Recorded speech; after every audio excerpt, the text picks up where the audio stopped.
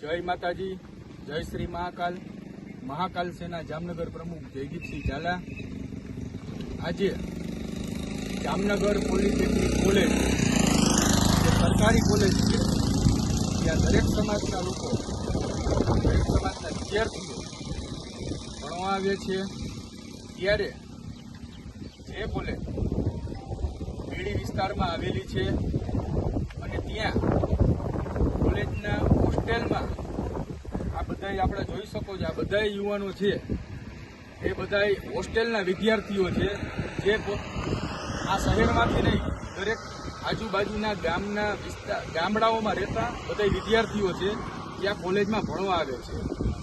આજે મને મેમાણા ગામના વતની એવા રાજવીરસિંહ જાડેજા એનો મને કોલ આવ્યો કે ભાઈ આવી રીતના અવારનવાર છરીયું બતાવી, ધોકા બતાવી, હોસ્ટેલમાં આવીને છરીયું બતાવીને અમને દબાવે છે, આવા આવારા તત્વો ગુંડાગર્દી કરે છે। તો આવા લોકો સામે આની પહેલાં ફરિયાદ કરી હતી તોય કંઈ એક્શન લેવામાં ના આવ્યા। તો ભાઈ તમે બોલો। જય માતાજી, મારું નામ જાડેજા રાજવીરસિંહ મેમાણા। આજે અમુક 6-7 અસામાજિક તત્વોએ અમારી સામે 2-3 જણાને માર્યા, ગાળો ગળચ કરી, પછી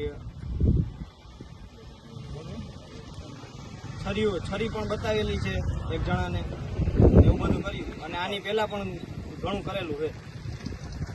તો આવી રીતના વિદ્યાર્થીઓને દબાવી, કેમ કે હું પણ આ જ કોલેજમાં ભણેલો છું।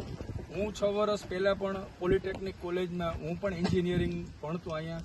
એ સમયથી પણ મને ખબર છે કે આવા આવારા તત્વોના કોલેજમાં ત્રાસ છે, છોકરીઓની છેડતીઓ કરી, છોકરાઓને વિદ્યાર્થીઓને દબાવવા, છરી નોળીઓને, આવા આવારા તત્વો જે કોલેજમાં નથી ભણતા છતાંય આવીને બહારથી આવીને છોકરીઓની છેડતી કરવા આવી રીતના ખોટી લફંગાગીરી કરવા આવીને સીનશોટ કરવા, હીરોગીરી કરવી, એટલે આવા વિદ્યાર્થીઓ જે બહારથી ભણવા આવે છે એ યોગ્ય ના કહેવાય। આજે અમે બધા વિદ્યાર્થીઓને લઈ બેડી મરીન પોલીસ સ્ટેશન આવ્યા ત્યાં, જ્યાંના આપણે પીઆઈ સાહેબ છે, ચૌધરી સાહેબ, એમને રજૂઆત કરેલી બધા વિદ્યાર્થીઓ સાથે, અને એમને ચૌધરી સાહેબે યોગ્ય જવાબ દીધો કે બીજી વાર આવું નહીં થાય અને કડકમાં કડક તપાસ કરી આવા લુખાવાળા તત્વોને તાત્કાલિક ધોરણે ઝડપી અને જે વિદ્યાર્થીઓ ફરિયાદ પણ દાખલ કરે છે અને કડકમાં કડક તપાસ કરી અને યોગ્ય પાઠ ભણાવશું અને બીજી વાર આવી રીતના વિદ્યાર્થીઓને કોઈ હેરાનગતિ નહીં કરે એવી ચોક્કસ બાંહેધરી આપી હતી।